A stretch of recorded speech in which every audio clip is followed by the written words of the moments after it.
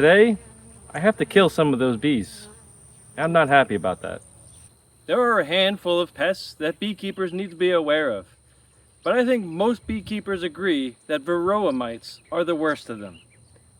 Varroa mites can decimate a colony, completely wiping it out in a very short amount of time if not treated. Varroa mites attach themselves to the bees, weakening them and weakening their immune system.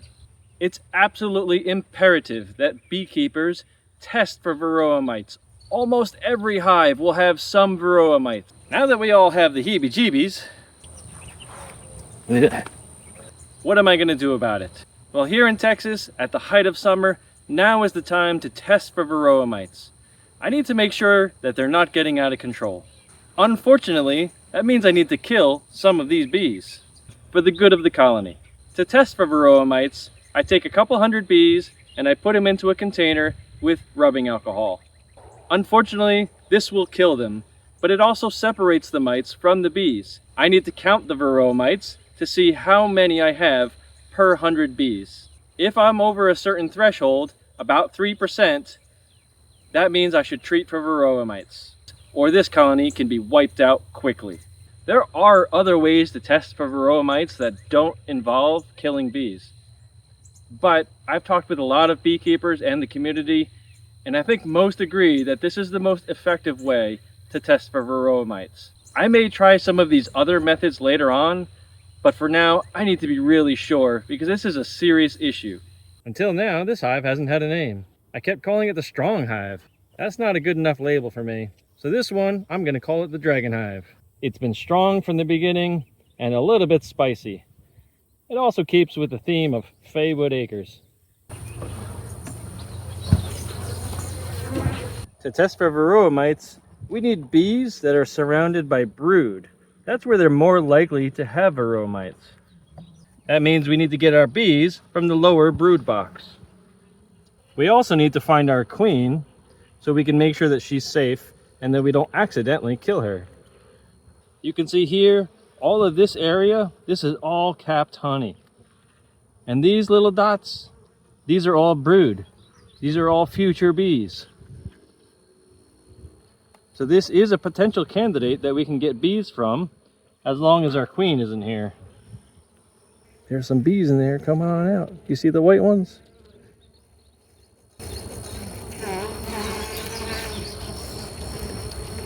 You can see this right here. This is all capped brood. And right next to it in these holes, if you can see those white dots, these white dots are larvae. Good indications that this hive continues to do well. I'm going to try my best to show you what's in here. If you can get in really close, we can see there's eggs in there. They're so hard to see. The eggs are much smaller than larvae. They're like tinier than a grain of rice. Sometimes you'll see a bee that's just a little bit whiter than the other bees. That means that they were hatched not very long ago. And their first job is to clean all the cells all around them. Where is this queen? Can't find the queen.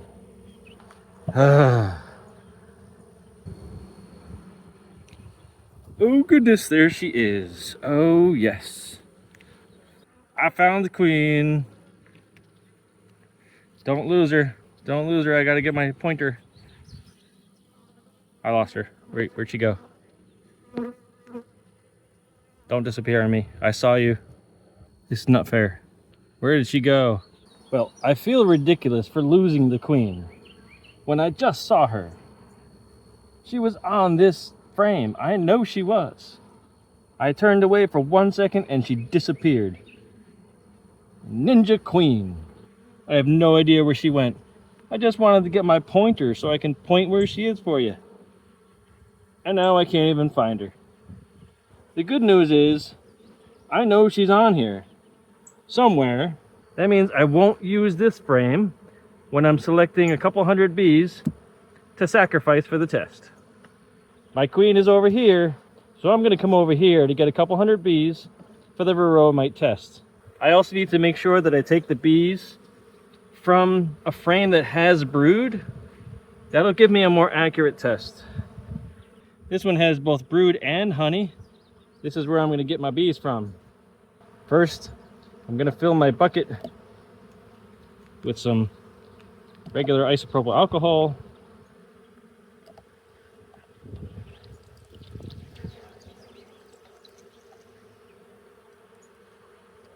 About halfway. I'm going to shake a couple hundred bees into this basket until it fills up to the line, and then I quickly have to put them in here in the alcohol and close it up.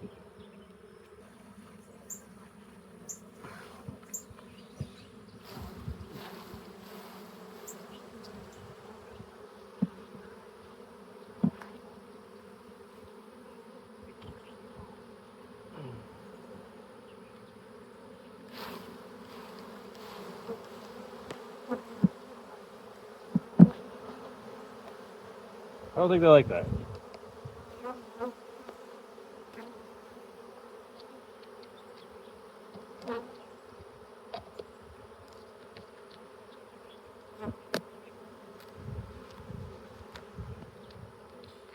Bye, bees.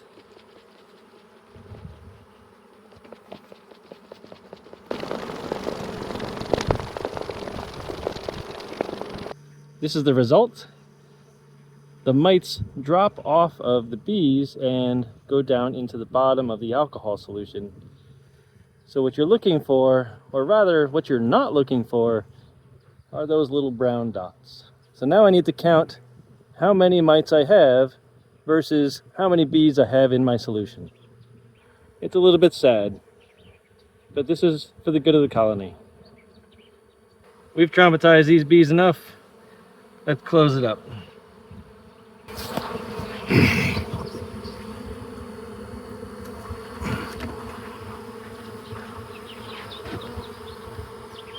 And we'll do the same thing for the Phoenix hive. I've checked both my dragon hive and my Phoenix hive for Varroa mites.